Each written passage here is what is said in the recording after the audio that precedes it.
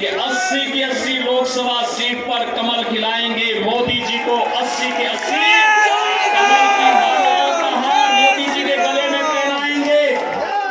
और मैं अब तक कह सकता हूं कि कई राज्यों में मुझे जाने का अवसर प्राप्त हुआ, एक ही स्वर गूंज रहा है और वह है फिर एक बार मोदी सरकार, फिर एक बार, अब की बार 400 पार, अब की बार 400 पार, 400 पार।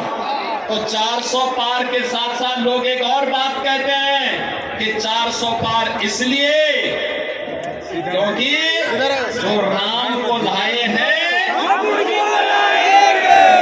को लाए हैं, हम उनको लाएंगे।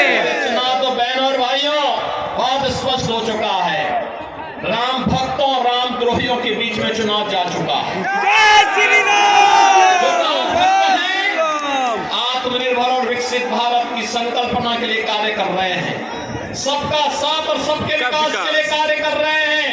जो रामद्रोही हैं, उनका पाकिस्तान प्रेम जग रहा है, देख रहे होंगे, उनका पाकिस्तान प्रेम जग रहा है।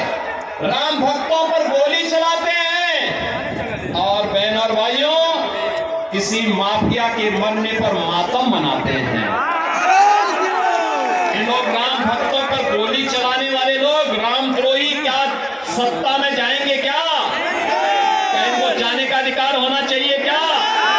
बहन और भाइयों, बिहार में लालू जी के नेतृत्व में कांग्रेस और लालू जी के राज में बिहार में अराजकता चरम पर पहुंची थी।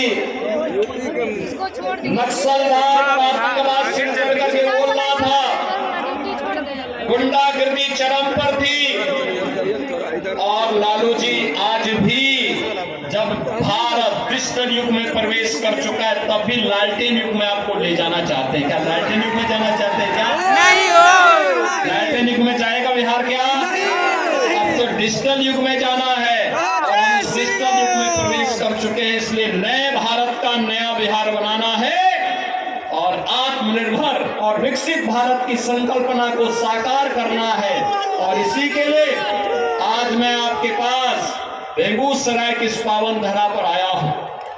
महान साहित्यकार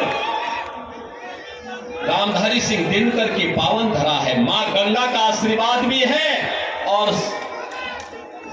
साहित्य की देवी, ज्ञान के अधिष्ठात्री देवी मां सरस्वती जिनके स्वर में गूंजती थी, ऐसे महान कवि की इस पावन धरा को कोटि कोटि नमन भी कर लो और आपका आह्वान भी कर लो। देखो, आपके द्वारा चुना गया प्रतिनिधि, आपका सांसद विकास भी कराया और बिना रुके, बिना डिगे, बिना थके, बिना झुके विकास भी कराया और मूल्य और आदर्शों के साथ आपके लिए लड़ता भी रहा, हर मंच पर लड़ता रहा, कार्य करता रहा।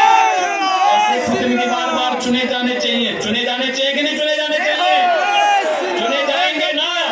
चुनाव के दौरान जनप्रतिनिधि से ये उम्मीद करना कि घर घर जाए, संसदीय क्षेत्र बहुत बड़ा होता है, बहुत कठिन होता है, क्योंकि वे प्रदेश के, देश के बड़े नेता हैं, कई जगह उनको जाना होता है।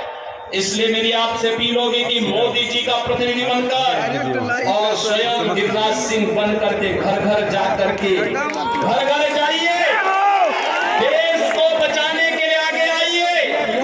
कांग्रेस और आरजेडी का गठबंधन भारत के विभाजन की नींव तैयार कर रहा है।